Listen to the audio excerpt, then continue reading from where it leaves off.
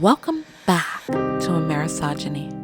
I'm your host, Hannah Blue. You're listening to episode 47. What is catastrophizing? Yes, today we're going to talk about positive and negative thinking.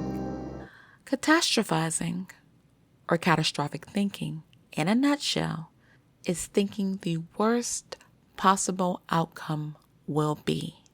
People who always believe the glass is half empty. Catastrophizing is also known as cognitive distortion. Now, it's not a mental health condition, but a mental health diagnosis is a precursor to developing negative thinking and even suicide. It may start small and then escalate. People who suffer from anxiety or depression often engage in catastrophic thinking. And here are some signs to look for. Persistent negative self-talk, racing thoughts, an overwhelming sense of fear or anger. These are people who think nothing good can come to them. They don't deserve to have good people in their lives who love them. They don't deserve a good job.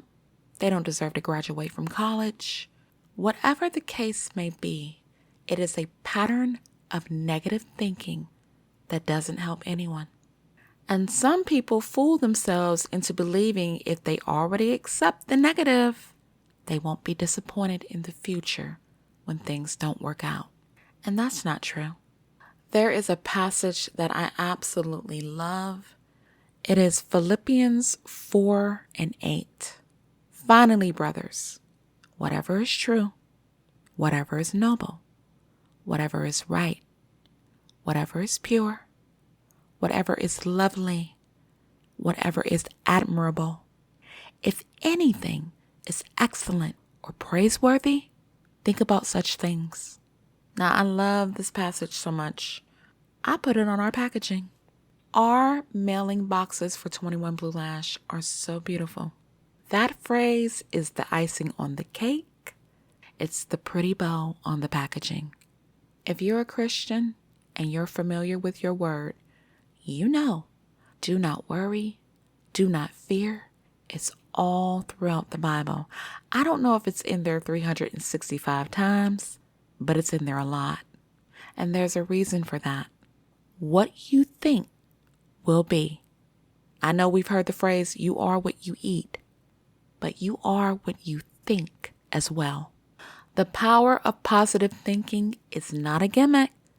Think of your thoughts as a conductor on the train that is life. If your thoughts are negative, that train will be derailed. But if your thoughts are positive, nothing can throw you off course. Remember in a previous episode, I told you about influencers who committed suicide. People love looking at and focusing on the outside, but it's thoughts that we can't see. Ruminating on bad things, negative outcomes, is literally life-threatening. Let me give you some examples of catastrophic thinking. These are very relatable scenarios. You break up and you begin to think, I have failed. I am never going to find anyone who loves me. This is it for me. That is irrational. And it's untrue.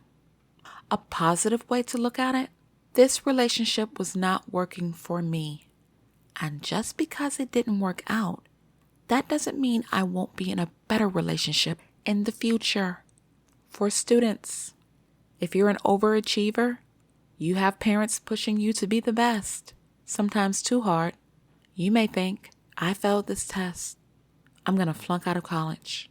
I'm never going to do what I want to do in life. Irrational and untrue. It's one test. A positive perspective, I'll study harder for next time, and I'll pass, and I'll go on and live the life I want in the career I want. Surgery, I'm having surgery soon. What if they nick an artery? What if it takes me a long time to recover? A positive outlook is, this is a good hospital with good doctors, and I've been going here for 10 years and have never had a problem. so I'm not going to have one now.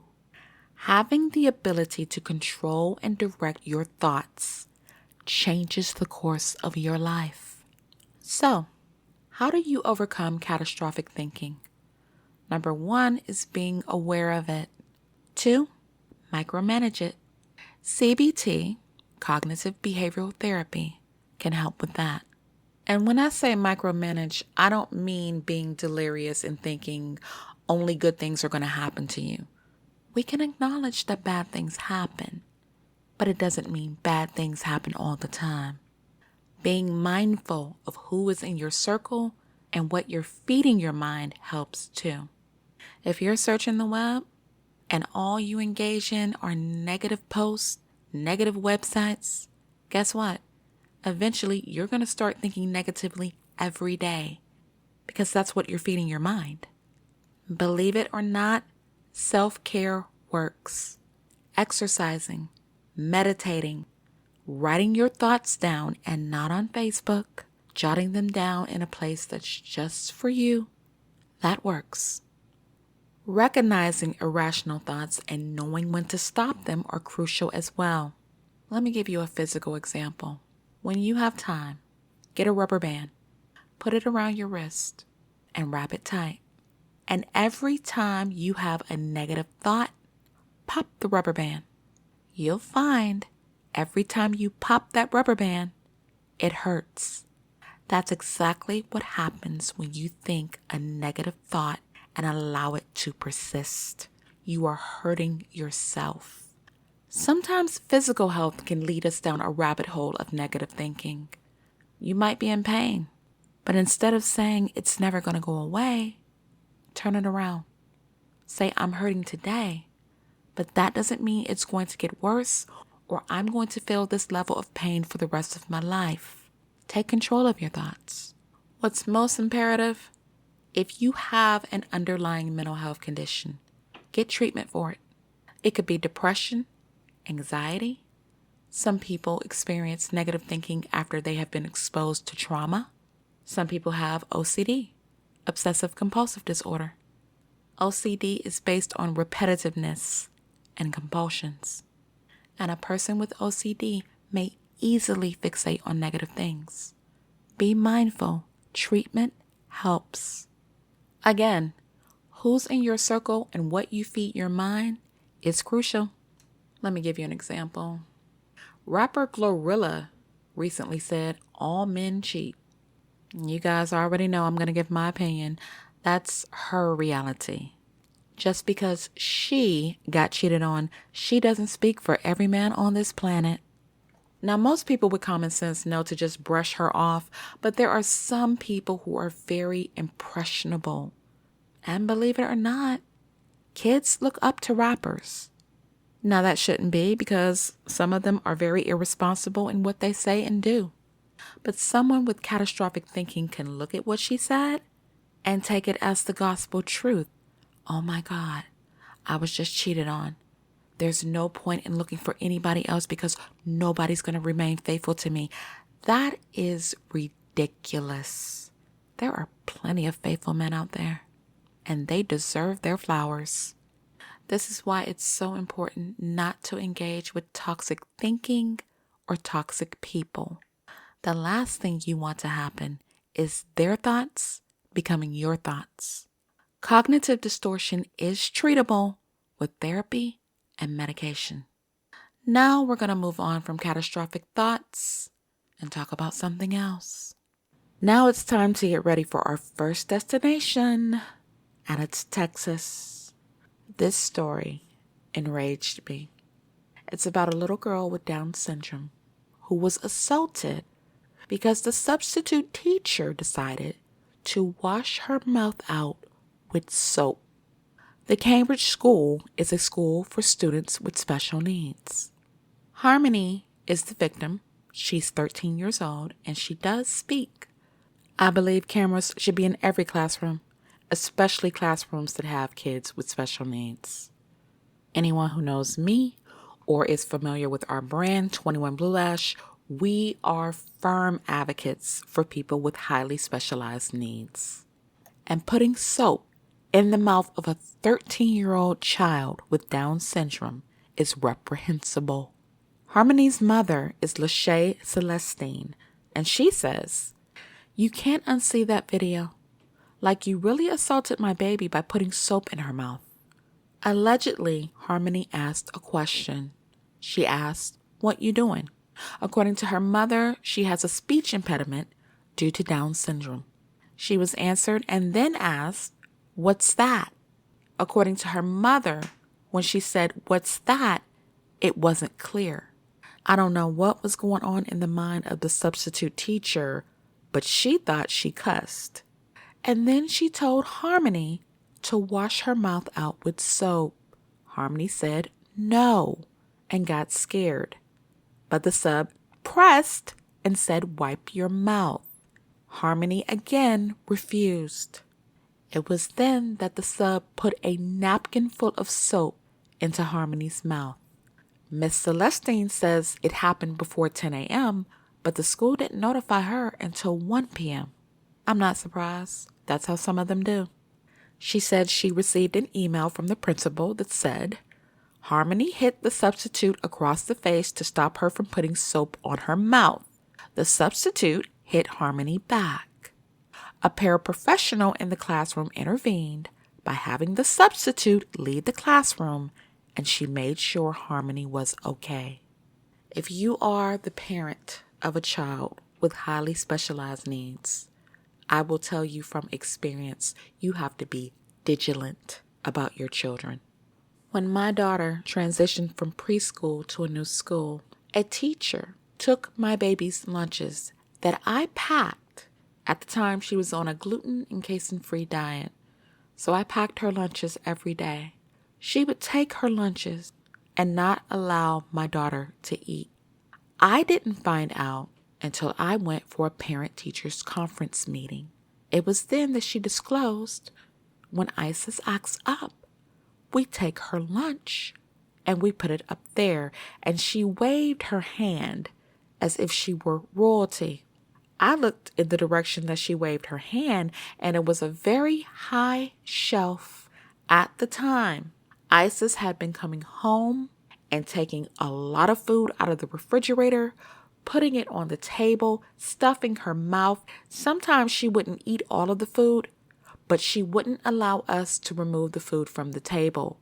And we didn't know why, because Isis is nonverbal. So when she said that, it all clicked. Here it was, I had been taking my baby back and forth to Akron Children's Hospital, making sure that they developed a plan for her because she had developed pica. Isis did not have pica before entering that classroom. I brought the behavior plan to an IEP meeting and asked that it be incorporated into her IEP. Let me tell you what they did for me. But let me finish up what happened in this meeting first. I was enraged, and I remember asking her, "Who told you to do that?" She didn't look up at me. She kept writing, and she said something, muttered something. I said, No. Who told you to do that? And as I'm speaking, she slowly lifts her head and looks at me. And then it dawns on her, I was not playing with her. I said, "These are lunches that I packed. What gave you the right to take my baby's food? And as a result, that means she's been hungry all day. That's why she comes home and hoards food. That's why she has developed pica." I went to the principal. I remember she wore tall black go-go boots. So indecent to be a principal of a school. She did nothing about it. I took it to the superintendent. We had meetings. She did nothing about it.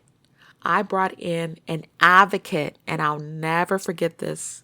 The school was predominantly white, and I took a black advocate.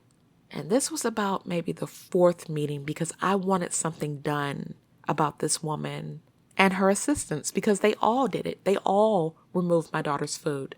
So the teacher was sitting there, and by this time, she was no longer overconfident and haughty because she realized I was a smart mama and I wasn't going to let it go. I was like a dog with a bone.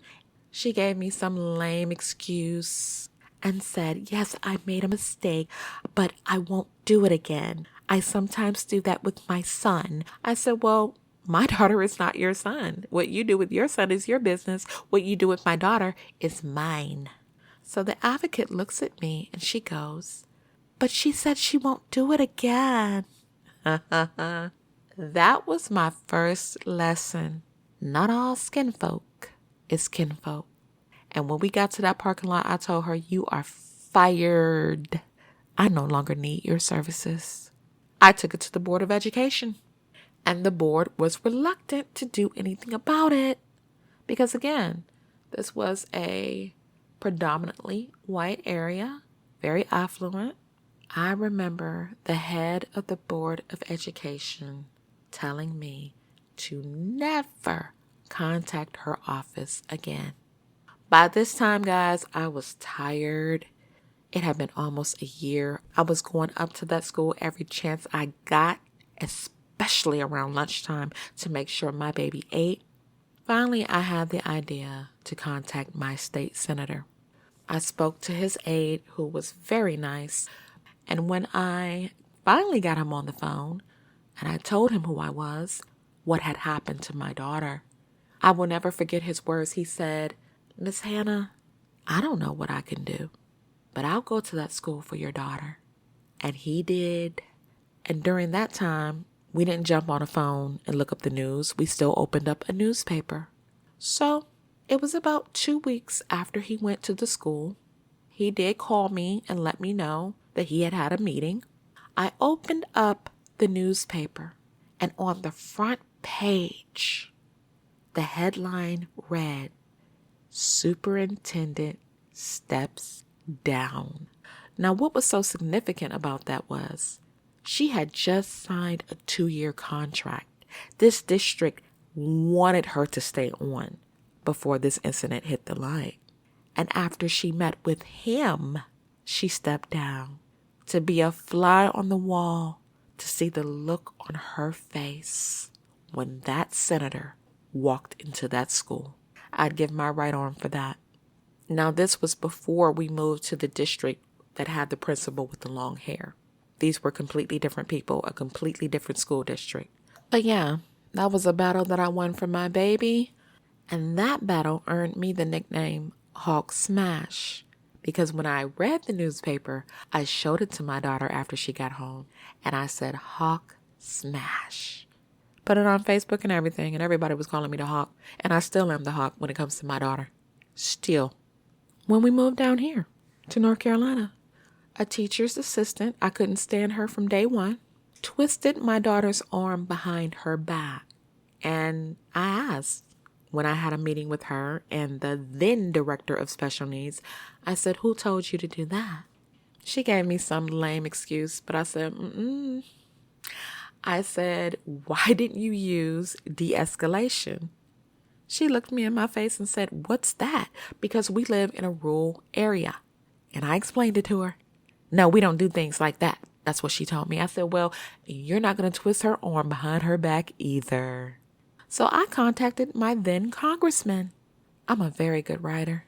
I spoke with his aide, wrote him a nice, long, detailed letter, and filed a complaint with the U.S. Department of Education.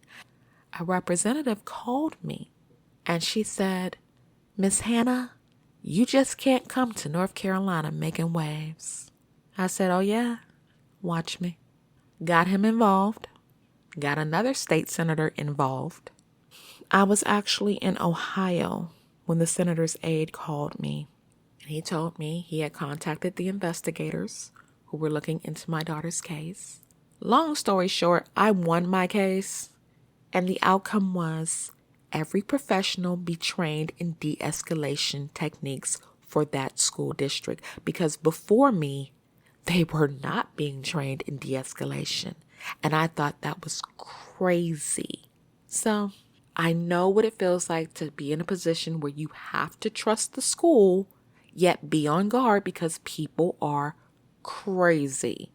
And I also agree with her when she says, if you don't have the patience to work in a classroom with special needs kids, disabled kids, or kids, period, you need to find yourself another profession. Oh, I agree with that statement. And that extends to direct care as well. If you do not have the patience to work with them in the school, at their homes, don't work with them at all, because they don't need you. Now, the teacher no longer has a job, but she needs to be arrested because that was assault. The district released a statement and said, "We are shocked and outraged by the actions taken by the substitute teacher. All school staff should care for students in a respectful manner that honors the partnership with their parents." The district has reported the incident to Child Protective Services, and Humboldt ISD police are investigating. Good. The only one I trusted to protect my baby was me. But I did like her male teacher. If you listen to the episode where I talked about elopement, where Isis wandered away from the home and the principal and her then teacher came to my home and let me know. And Isis loved him. They actually came to my graduation when I graduated from Walsh. Good person. He's a good guy. And I hope he's still teaching. According to the district, the substitute teacher was a veteran. But that doesn't mean anything. These old school tactics that used to be used 20 years ago, 30 years ago, are antiquated. You're not allowed to touch others' kids, especially kids with special needs. It's definitely assault, and I hope she's charged. It doesn't matter if you feel what you're doing is right. Sometimes you have to stop and think. And if not, you'll reap the consequences.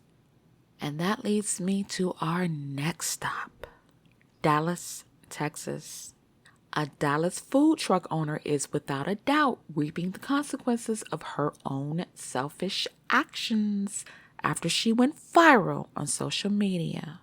I've mentioned before, there are people on TikTok whom I admire. They have built their platforms and they deserve their platform. And Keith Lee is one of them. If you haven't heard about Keith Lee, you've been living under a rock because he's a very popular food blogger. He goes around sampling food and blessing people through his reviews and finances. Keith says he and his family went to Sweetly Seasoned. He gave a $4,000 tip that the owner, Kim Viverette, kept. According to Keith, she was supposed to pay the barber and the braider, a brother and sister, $1,000 each. What's sad about this? Sweetly Seasoned was struggling. That's why he went to help her out. That's what he does. Well, as it turns out, the braider outed the owner on social media. She said, "Then the owner turned around and stiffed my brother on his tip after I told her she could keep the money he left for me." Oh, but wait, it gets worse. Viverette hopped on social media and made a video and said Hodge, the braider, and her brother were not getting the tip that he left. And that caused Keith to post a video on TikTok explaining the situation. He said, "I was never under the impression that the haircuts were free. Again, my family was watching on live. We knew that he was cutting hair for $40. So when we walked up and I said I want to get $1,000 to the barber to do free haircuts and $1,000 to the braider to braid hair, it was because in the original video." Keith said he didn't appreciate how Viverette's son made the claim that he didn't say how the money should be dispersed. According to Keith, "I thought and still think that that's a very clear statement, but it's being misconstrued in my opinion. Regardless of what was going on behind the scenes, I felt in my heart to do what we did. So, to disregard my heart and distribute the money how she felt necessary is 100% wrong, in my opinion." Now, after all that shucking and diving, the owner posted an apology on social media stating, "Sweetly Seasoned would like to apologize. We thought and believed we were right, But unfortunately, we were wrong. This has been a huge miscommunication on our part, and all funds are being released. She also posted a video which I thought was my opinion. As I watched the video, the energy she gave off was mean, insincere, and just heartless. According to her, the braider refused to come back and get the money. I don't blame her. Here's the thing. Her business was struggling. Everybody watches Keith's videos. After he blessed her, her business would have been blessed even more because people trust his opinion. They would have gone to her establishment in droves. But for $2,000, she tanked her whole business because now people have seen her ugly side. And guess what? They don't trust her, and rightfully so. She was dragged so badly on social media, she had to disable her Instagram account. One posted under her video, "Too late, trying to steal $2,000 when you could have made that daily after Keith Lee blessed your business is crazy." And another comment, "Woman destroyed her whole business over $2,000. And that is truth. It's a telltale lesson. It's like I said in a previous episode. When you get the opportunity to be a game piece on the board, you better know how to maneuver yourself so that you'll come out winning. In this case, she tanked.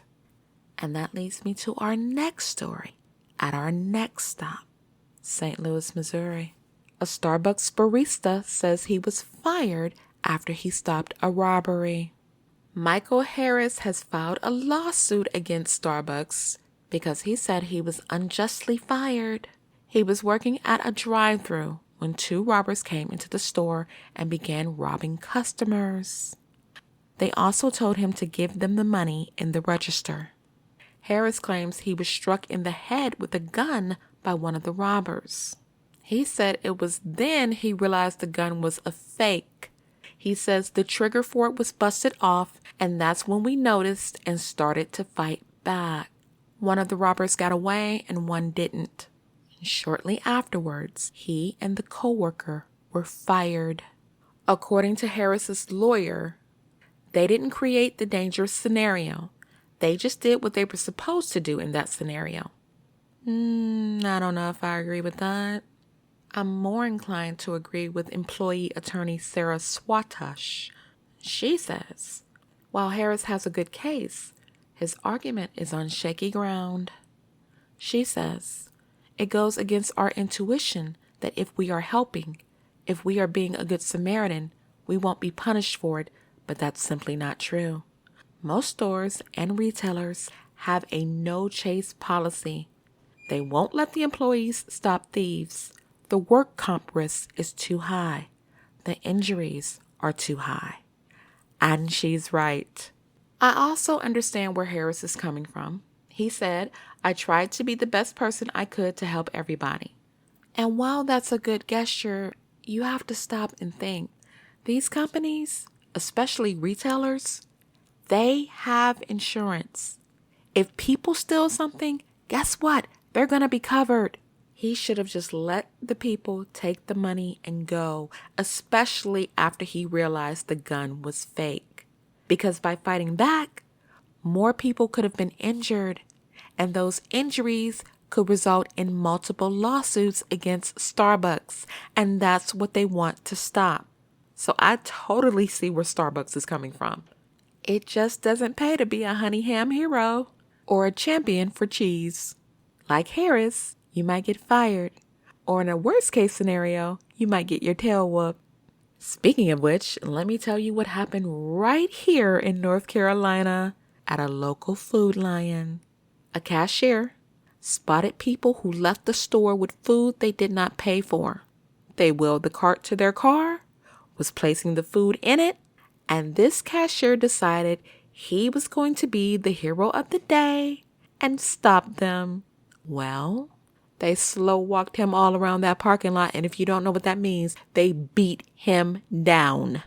And when another cashier saw him catching hands over clearly insured food, he jumped in to help. Why? You're not going to get a raise or a promotion.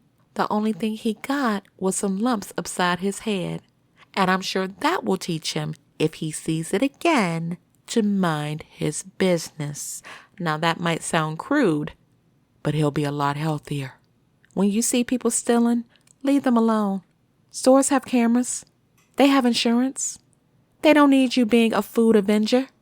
And while I feel for Harris, I think Starbucks made the right call. Our last stop, Ontario, Canada. If you love weed, you might want to listen up. According to research, using cannabis may increase the risk of developing a new anxiety disorder or making a pre-existing one worse. Between January 2008 and March 2019, 27.5% of 12 million people visited the ER for cannabis use and developed an anxiety disorder for the first time in 3 years.